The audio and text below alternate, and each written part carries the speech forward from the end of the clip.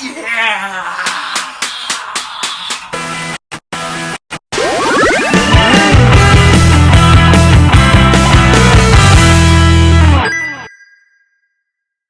Hi guys, welcome to Beard's Eye View, and this is going to be my spoiler-free review for Star Wars The Rise of Skywalker. Yes, no spoilers in this video. I will be doing a spoiler-filled review at some point, becoming a few days later after this one. I'm also looking to do a big review as well, which we've always done for the Star Wars films, for the main Star Wars films.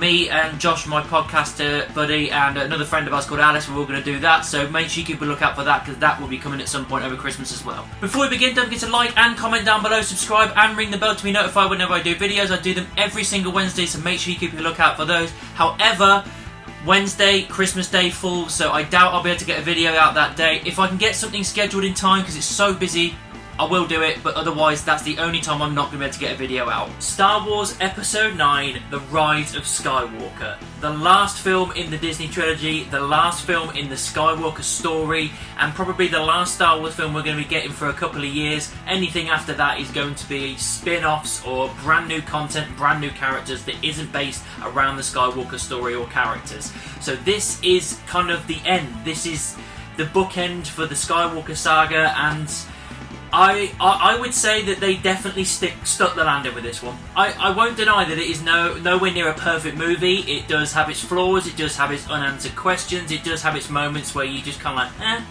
but overall, when I go into a Star Wars film, especially the fact that I'm such a Star Wars nut anyway, so I understand I'm probably a little bit biased, I expect to be entertained, and I want to be entertained. I want to come away going, I felt entertained, I felt like it was worth the price of the ticket. And this film definitely was worth the price of the ticket. There's a lot of reviews going around at the moment that it's a mixed bag and it's flawed, and there's definitely a lot of reviews going around said that it's just not a good movie.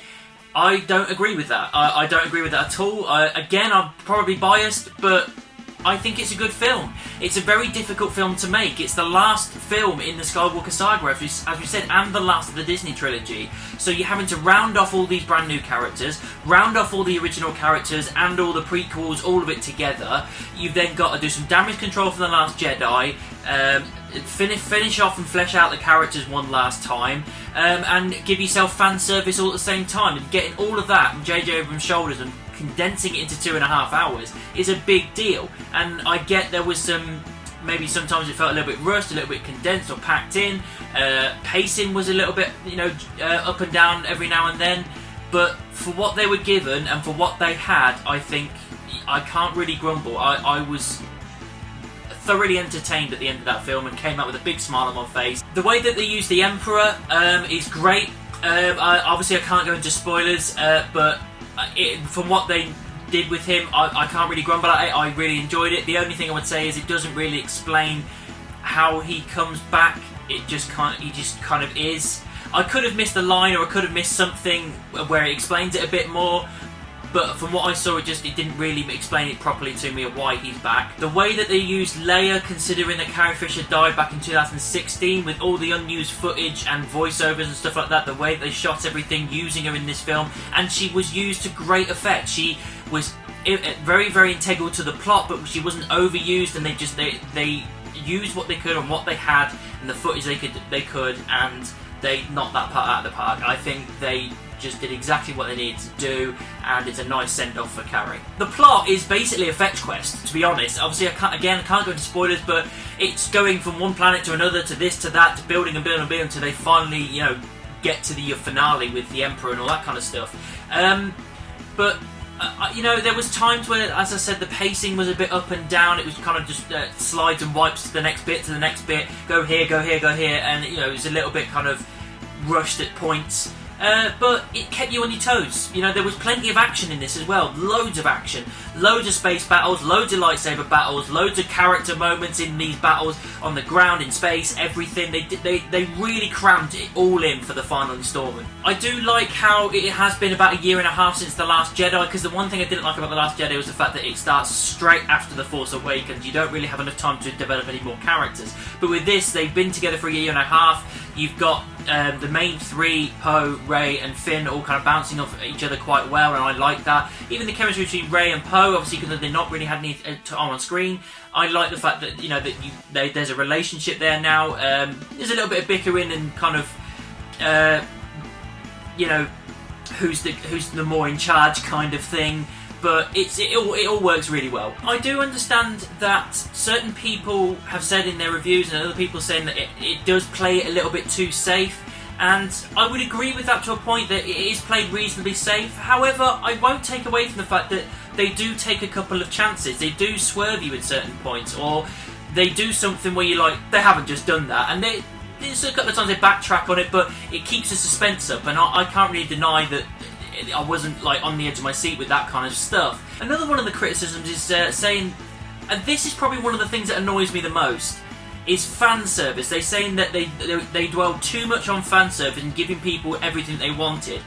Now, I'm sorry, but isn't that the point? Like, you're there as a fan saying, I want this, I want that, and they actually give it to you, and then you complain because they gave it to you. It's really annoying when people do that. It's just like, these kinds of fans really irritate me. So I'm sitting there going, I wish this happened, I wish that happened. They gave it, and they're like, oh, they did it, they went with that, that's cool, I like that, because I wanted it to happen. But then you've got these other people just complaining for the sake of it. Oh, well, they did it, it's all fan service, they're just pandering to the fans. It's like, well, yeah, that's the point, because they're the people that are going to come to the film and watch it and want to see what they want to see.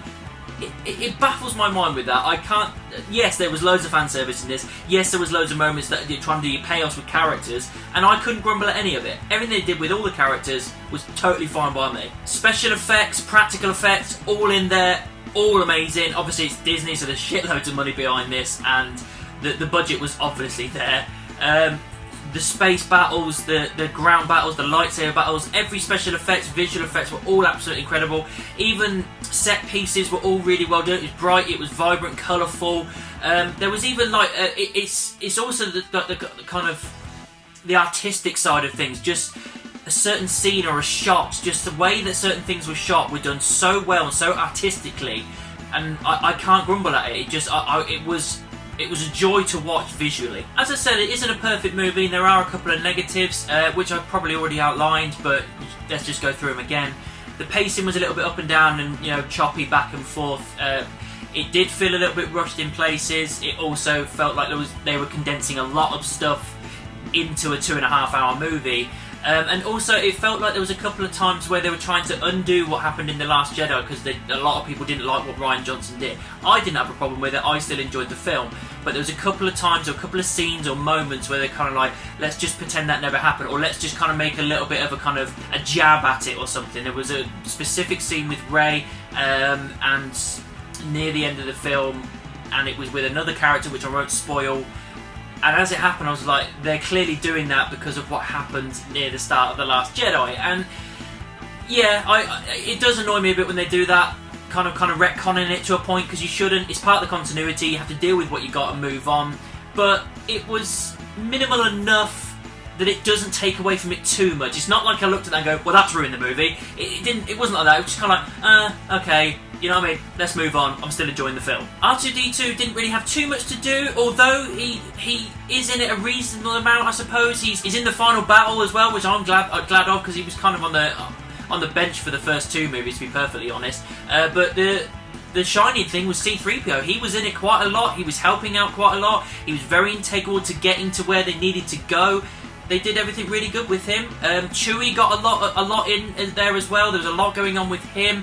He was used to great effect to further the characterization of other people. All great. Kylo Ren and Rey, all lightsaber battles, all awesome. Every character build, even like new force powers that we've seen as well. People are going to complain. People are going to say, well, that she's a Mary Sue and she's overpowered as fuck, and I don't really care. It's Star Wars. It's mystical stuff from a galaxy a long time ago, far away. I don't see what the problem is. Let's just have some fun stuff. Why can't we see new things? At one point when we were seeing the original films, we were seeing new force powers in each film, but you never questioned it. You never go, well, they wouldn't have done that before. They're doing it now, and it's not a problem. I looked at it and went, okay, well, it's been a year and a half. She's been training her ass off. I'm sure Kylo Ren's doing the same. why wouldn't this kind of stuff work? Why wouldn't these new Force powers that they have work? I have no problems with it. It furthers the character, it makes it more fun, and it's something new and interesting to see. I love that Lando was in it. He wasn't really in it for much though. It was a glorified cameo really. He was in it a bit, but not too much. But for what he did, I enjoyed it. I just liked seeing Billy D. Williams as Lando again, with Chewie and all the guys.